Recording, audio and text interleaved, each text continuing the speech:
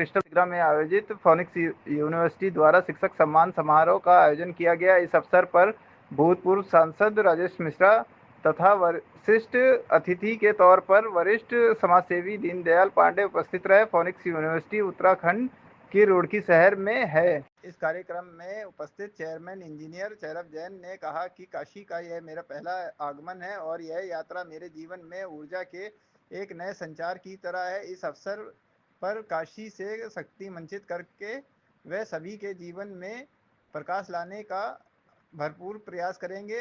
चैरव जैन द्वारा यूपी के छात्रों के लिए आकर्षक छात्रवृत्ति योजना की घोषणा की गई। कार्यक्रम में वरिष्ठ अतिथि के तौर पर पधारे दीनदयाल पांडे ने कहा कि शिक्षा का अवसर सभी वर्गों तक होना चाहिए। इसके लिए सरकार द्वारा किए गए प्रयास तो अच्छे हैं, साथ ही साथ अगर प्राइवेट सेक्टर भी आधुनिकतम तकनीक आधारित शिक्षा दी जाए तो इससे देश का भविष्य और उत्तम होगा। मुख्य अतिथि के रूप में पधारे डॉक्टर राजेश मिश्रा ने फोनिक्स यूनिवर्सिटी द्वारा इस आयोजन में शिक्षक सम्मान को समाज के लिए निश्चित ही अवश्य भवी कदम बताया। साथ ही शिक्षकों से अनुरोध किया, आपके ऊपर राष्ट्र को आगे लाने। डॉक्टर राजेश मिश्रा ने फोनिक्स यूनिवर्सिटी द्वारा इस आयोजन में शिक्षक सम्मान योजना के लिए निश्चित ही एक अवश्य भवी कदम बताया। साथ ही शिक्षकों से अनुरोध किया कि आपके ऊपर राष्ट्र को आगे ले जाने के लिए एक बड़ी जिम्मेदारी है, जिसका निर्वहन हम सभी को मिलकर आपके साथ करना होगा, तभी हमारा राष्ट्र विकसित भारत की दिशा में आगे बढ़ पाएगा। इस कार्यक्रम में पूर्व उत्तर प्रदेश एवं पश्चिमी बिहार से लगभग 100 शिक्षकों का सम्मान किया।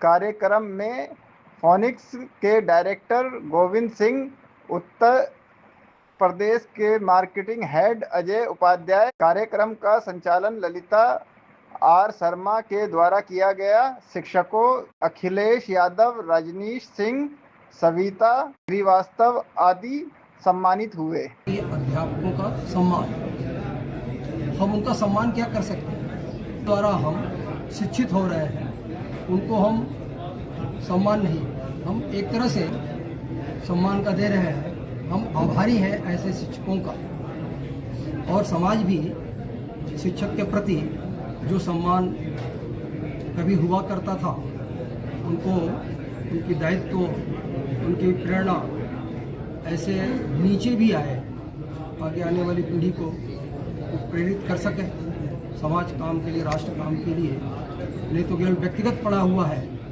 तो शिक्षा व्यक्तिगत न हो करके आगे बढ़े और इस प्रकार से लोगों को प्रोत्साहित भी करते रहे शिक्षा के प्रति। ऐसी अपनी शुभकामनाएं मिशंस के नाम से जाने जाते थे। 2009 से हमारा कैंपस चल रहा है और इस साल उत्तराखंड विधानसभा से एक्ट पास हुआ है, जिसके चलते हम लोग फोनिक्स यूनिवर्सिटी बन गए हैं। इसके पश्चात मैं आज के हमारे मुख्य अतिथि विशेष अतिथि भाई साहब का और मैडम का बहुत बहुत धन्यवाद देना चाहूँगा कि उन्होंने आज इस उपलक्ष्य में आकर अपना आशीर्वाद दिया यूनिवर्सिटी को। और इस कार्यक्रम को हमने एक शिक्षक सम्मान समारोह के तौर पर रखा है। आज जो शिक्षक यहाँ पे आए हैं उनका सम्मान होगा, क्योंकि उन शिक्षकों की वजह से ही देश मजबूत हो रहा है, वही देश की नींव रख रहे हैं, वही विद्यार्थियों को आगे पढ़ा रहे हैं। तो इस कार्य को थोड़ा सा आगे बढ़ाते हुए हम भी अपना प्रयास कर रहे हैं यूनिवर्सिटी के माध्यम से कि इस देश को जितना मजबूत कर पाए, इसके युवाओं के हाथों से, युवाओं में जितनी ज़्यादा हम ट्रेन मैन पावर बना पाएँ, जितना उनको ट्रेन कर पाएँ कि वो देश के काम आ पाए, उस तरीके से हम यूनिवर्सिटी को आगे रन कर रहे हैं।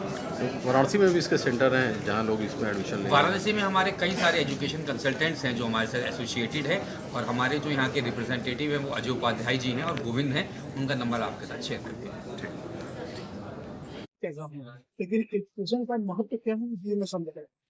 तो हमारी बहुत सारी कामना है कि विद्यालय अच्छा चले। मुझे लगता है कि मेरा हो, भाई साहब दीनदयाल जी का हो, शर्मा जी का हो, सब लोग चाहेंगे कि अच्छा एजुकेशन हो और यूनिवर्सिटी के बारे में जैन साहब अच्छा बताते हैं।